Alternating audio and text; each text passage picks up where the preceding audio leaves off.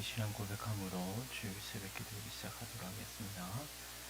전능하사 천지를 만드신 하나님 아버지를 내가 믿사오며 그 외아들 우리 주 예수 그리스도를 믿사오니 이는 성령으로 잉태하사 동정녀 마리아에게 나시고 본디오 빌라도에게 고난을 받으사 십자가에 못 박혀 죽으시고 장사한 지 사흘 만에 죽은 자 가운데서 다시 살아나시며 하늘에 오르사 전능하신 하나님 우편에 앉아 계시다가 저리로서 산자와 죽은 자를 심판하러 오시리라.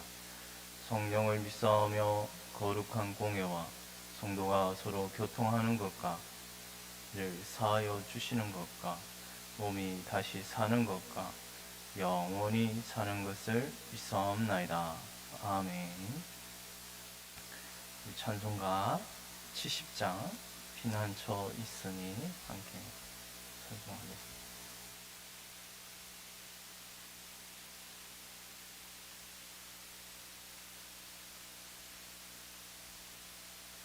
찬송가 70장 피난처 있으니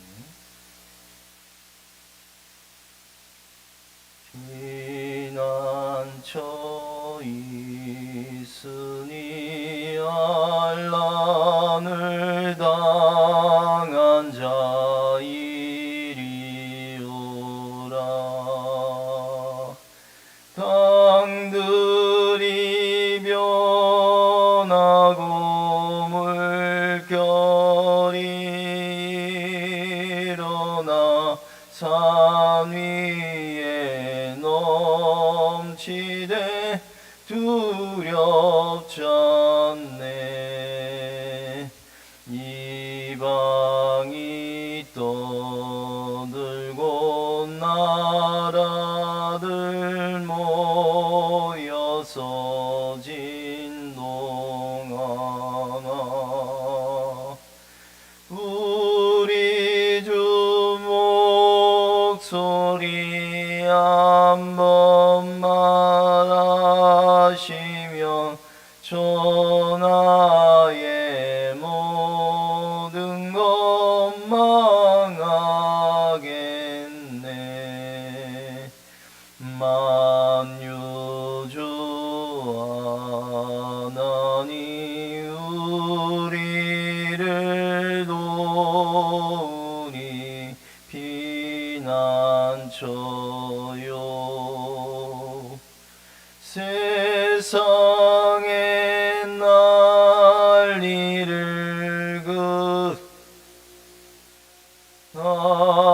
하시니 세상의 창검이 쓸데없네.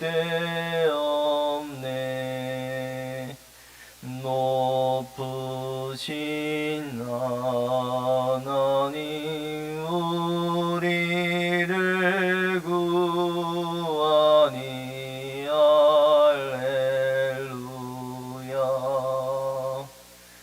괴로움이 심하고 환난이 극하나 피난처 되시는 주 하나님.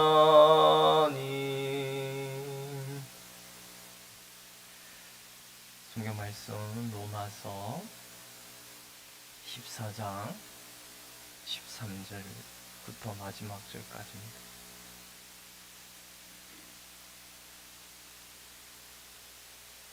로마서 14장 13절에서 마지막 23절까지 우리 교독하도록 하겠습니다.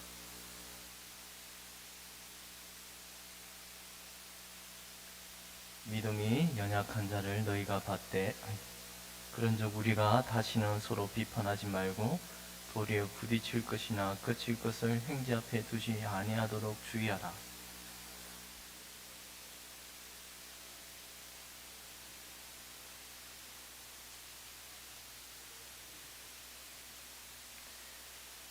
(15절입니다) 만일 음식으로 말미암아 내 형제가 근심하게 되면 이는 네가 사랑으로 행하지 아니함이라.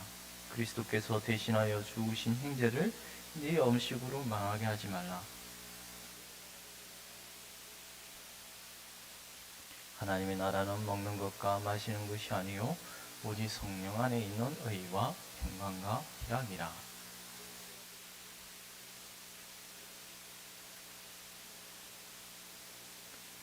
그러므로 우리가 화평의 일과 서로 덕을 세우는 일을 힘쓰나니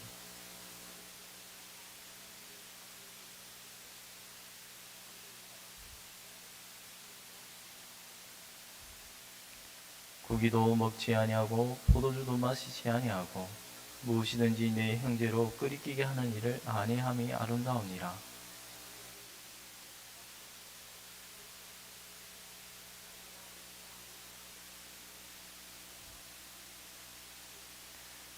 의심하고 먹는 자는 정죄되었나니 이는 믿음을 따라하지 아니하였기 때문이라.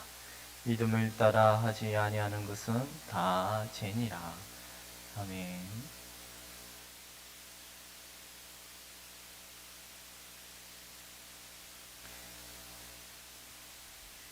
13절 우리가 지난 금요일 밤 목사님 금요일 밤 기도회 가운데 지금 이 14장에 비판이라는 단어가 계속 언급이 됩니다. 그죠? 13절에도 서로 비판하지 말라. 왜 비판하지 말라고 말씀하시는가? 이 비판의 단어는 아주 강한 단어입니다. 뭐냐면 쩌지면 심판하다는 단어입니다. 심판하다는 단어에 쓰는 이게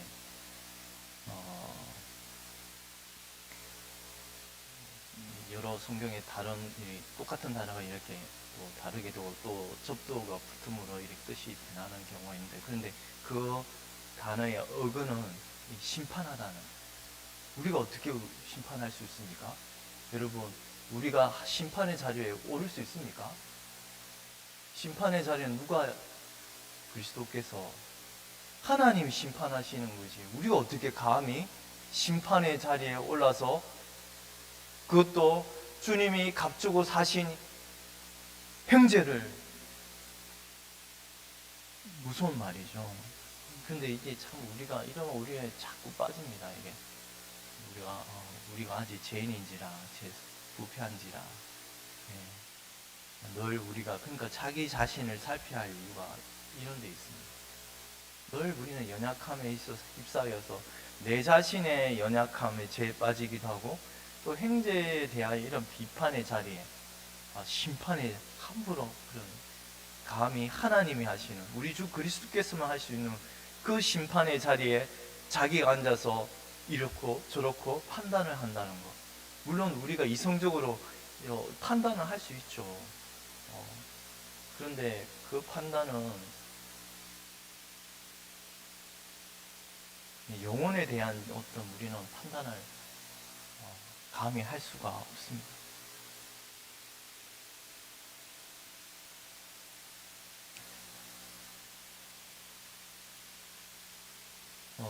13절 이렇게 비판하지 말고라고 이어서 13절 말미에는 도리어 부딪힐 것이나 그칠 것을 형제 앞에 두지 말고,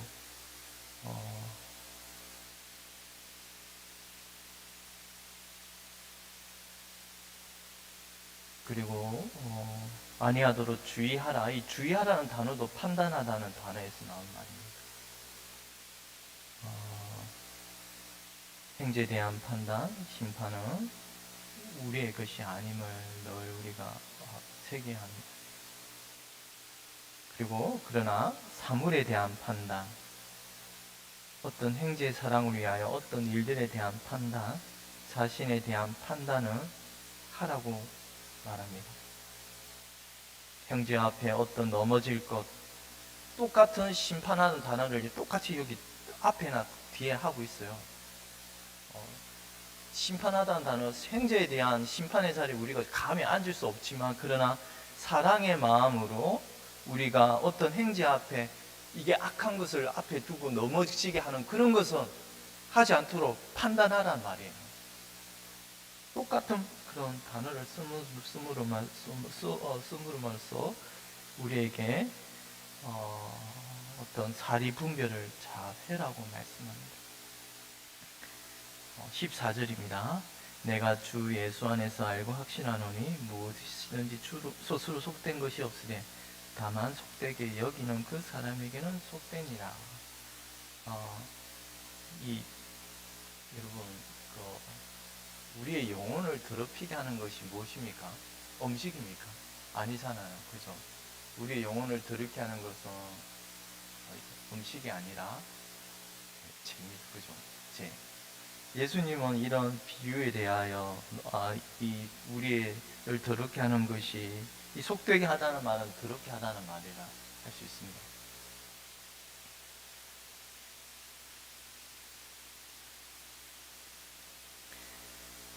주님은 우리에게 말씀하시기를 입으로 들어가는 것이 사람을 더럽게 하는 것이 아니라 입에서 나오는 그것이 사람을 더럽게 하는 것이라. 사람 안에서 나오는 것이 곧 사람의 마음에서 나오는 것은 악한 생각, 음란과 도둑질과 살인과 간음과 탐욕과 악독과 속임과 음탕과 질투와 비방과 교만과 우매함이 이 모든 악한 것이 다 속에서 나와서 사람을 어떻게 해요? 더럽게 하는 것. 네, 이게 진리입니다. 우리가 이 그리스도께서 말씀하신 우리가 이 진리를 깨닫고 믿음으로 받아들인 주의 백성이 이걸 늘 생각하고 우리의 영혼을 더럽게 하는 것은 어떤 외적인 그런 것이 음식이 그런 것이 우리를 더럽게 하는 것이 아니라 죄가 우리 마음을 우리 영혼을 더럽게 한다는 이 사실을 꽉 잡아야 합니다. 결국 그 마음이 들어온 자는 그에게서는 모든 것이 들어온 것입니다. 그리스도를 모시지 않은 모든 영혼들은 자기 손으로 닿는 모든 것이 들어오지는 것은 그들의 안 마음이 부정하기 때문입니다. 깨끗한 자들에게는 모든 것이 깨끗하나 더럽고 믿지 하는 자들에게는 아무것도 깨끗한 것이 없고 오직 그들의 마음과 양심이 더러운지라. 마음의 깨끗함을 잊지 못한 사람은 항상 외적인 것을 두고서 부정한 것이라 하고 멀리 하잖아요. 그렇잖아요. 세상의 모든 종교를 보면 막 더럽지 않은 걸 극히 삼가고 외적인 걸 계속 왜 그렇죠? 자기 안이 이 더러움을 자기 영혼이 깨끗함을 잊지 못하기 때문에 항상 어떤 외적인 것을 두고서 다릅니다. 그런데 우리는 참 그리스도로 말미암아 우리 영혼이 깨끗함을 입어서 어떤 것에 이런 자유함을 입었습니다. 우리가 참 이게 얼마나 감사한지. 15절입니다. 만일 음식으로 말미암아 내 형제가 근심하게 되면 이런 네가 사랑으로 행하지 아니함이라. 그리스도께서 대신하여 죽으신 형제를 네 음식으로 망하게 하지 마라. 여기서 이 음식 그 하찮은 음식 때문에 네 그리스도께서 죽으신 그를 영혼을 위하여 죽으신 형제를 망하게 하지 말라고 말해요. 우리가 옆에 있는 형제가 누구입니까? 아까 우리가 그리스도께서 값주고 사신 형제라고 말하지만 여기서 뭐예요? 그리스도께서 대신하여 죽으신 형제라고 말합니다. 참 이 말씀 앞에 우리가 정말 꿇어 엎드릴 수밖에 없는 게 이 옆에 있는 형제가 누구라고요? 그리스도께서 대신 죽으신 그 영혼이라고. 참 이 말씀 앞에 정말 우리가 어떠한 형제에 대하여 어떤 자세를 취해야 할지를 우리가 늘 생각 주의해야 할 것입니다.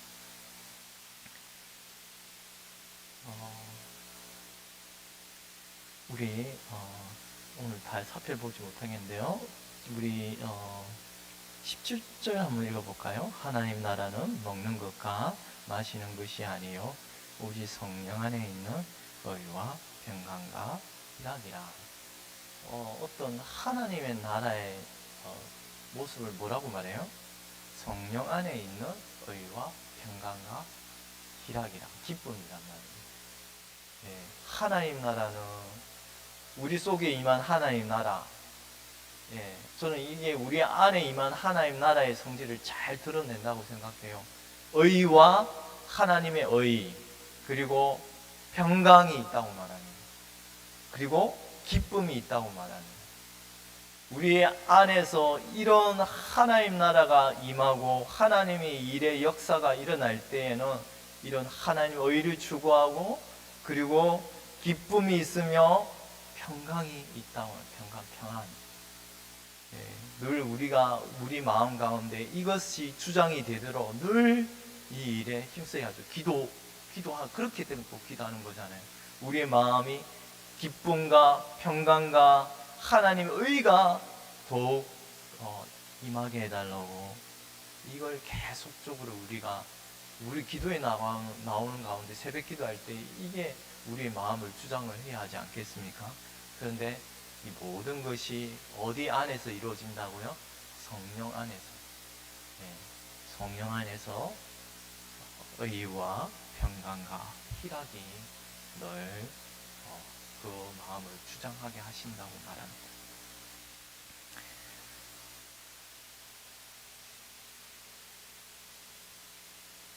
우리 22절 읽도록 하겠습니다. 내게 있는 믿음을 하나님 앞에서 스스로 가지고 있으라. 자기가 옳다 하는 바로 자기를 정죄하지 아니하는 자는 복이 있도다. 이 말씀은 믿음을 가진 신자는 늘 하나님 안에 자신을 살펴보아야 한다고 말합니다.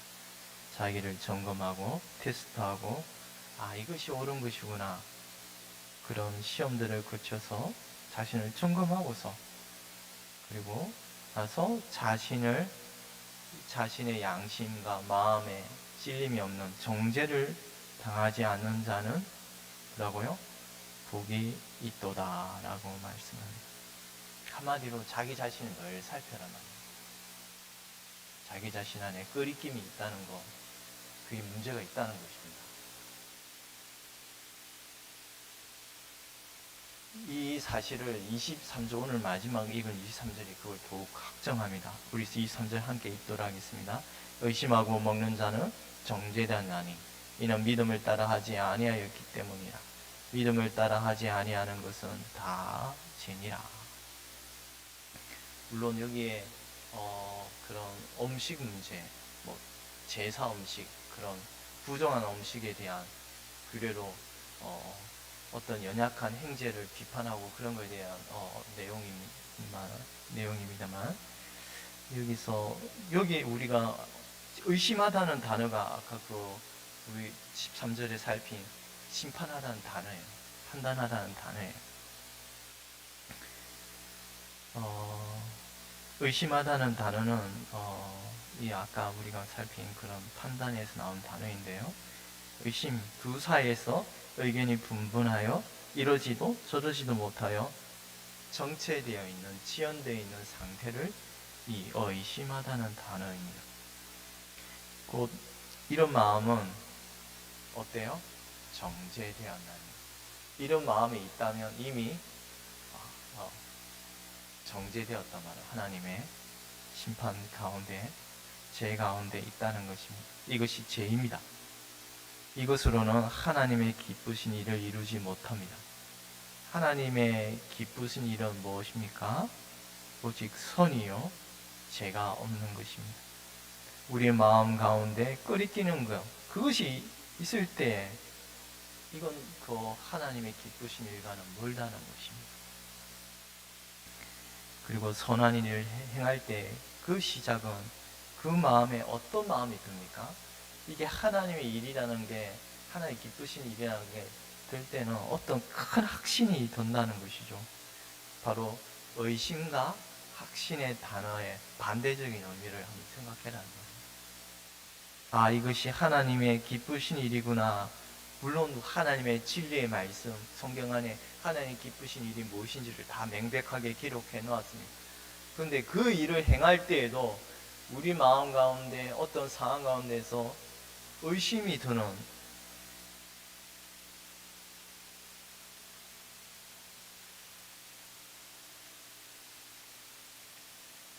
하나님의 일이 이것이 기쁘신 일이구나 이런 확실한 마음이 든다는 것입니다. 확고 부동한 마음, 담대한 마음이 그 영혼 가운데 있다는 것입니다.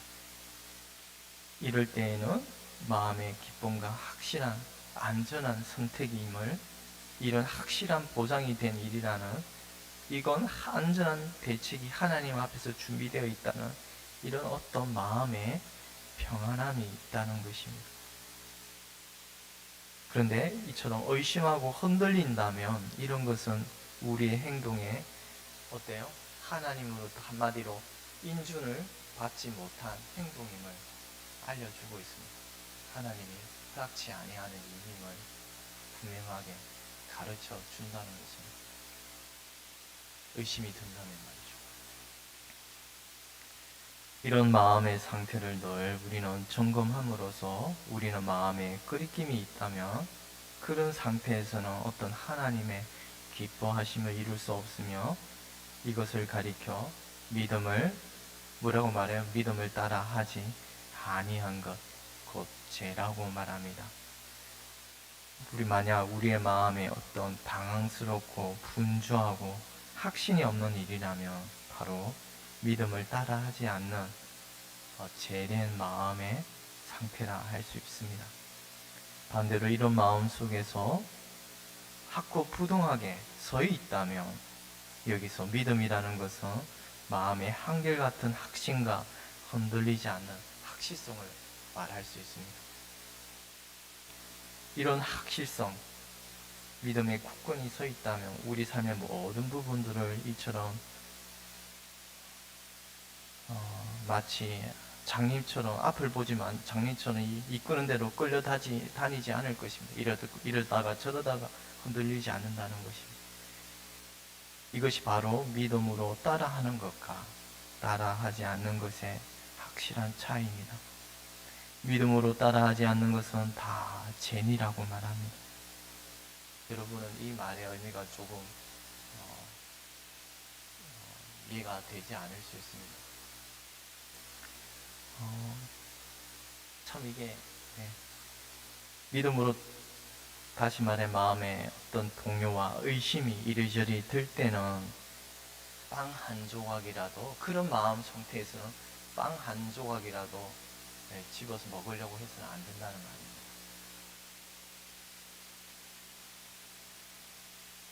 말입니다. 이럴 때는, 이런 마음에 의심이 들 때는 극히 어때요? 멈추어야 합니다. 이게 믿음에 있는 사람의 마땅한 자세입니다. 자제심이 요구된다는 말입니다. 이런 작은 일, 음식 문제에 대해서 이런 의심이 들 때 극히 자제해야 한다면 우리가 더 중요한 일에는 얼마나 더 삼가 절제해야 하는지를 잘 보여주고 있다고 여겨집니다. 우리의 행위가 아무리 뛰어나고 우리가 그런 겉으로는 빛이 날지라도 바로 그러나 그 마음에 올바른 양심의 근거에서 하고 있지 않다면 여러분 그건 죄로 간주될 수 있다는 것입니다. 하나님 앞에. 왜냐하면 우리 하나님은 바로 마음을 살피기 때문에 믿음으로 따라하지 아니하는 것은 다 죄니라. 여러분 이 말씀을 곰곰이 생각하면서 살아가기를 소망합니다. 기도드리겠습니다.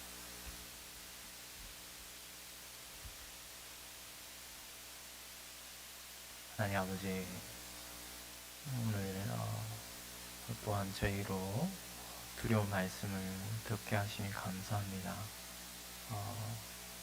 믿음으로 따라하지 아니하는 것은 다 죄니라 하는 말씀을 늘 삼가 주의하며 우리의 마음을 살피게 하시고, 때로는 의심이 들 때, 이리저리 방황하는 마음이 들 때에는 극히 우리의 행동에 있어서도 절제하며 자제하는 가운데 하나님의 말씀이 응할 때까지 기다리는 그런 신중한 자세를 취하는 믿음의 자녀들이 될 수 있도록 은혜를 베풀어 주시고, 무엇보다도 이런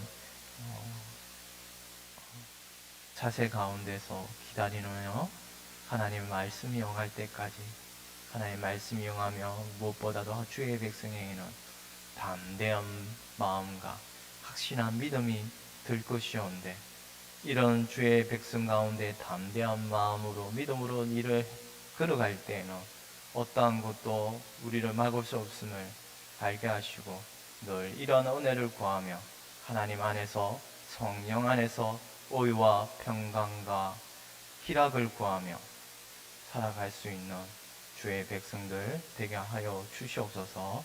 감사하고 이 모든 것 우리 주 예수 그리스도의 이름으로 기도드리옵나이다. 아멘. 하늘에 계신 우리 아버지여, 이름이 거룩히 여김을 받으시오며 나라의 임하옵시오며 뜻이 하늘에서 이루어진 것 같이 땅에서도 이루어지이다. 오늘날 우리에게 일용할 양식을 주옵시고 우리가 우리에게 죄 지은 자를 사하여 준 것 같이 우리 죄를 사하여 주옵시고 우리를 시험에 들게 하지 마옵시며 다만 악에서 구하옵소서. 대개 나라와 근세와 영광이 아버지께 영원히 있사옵나이다. 아멘.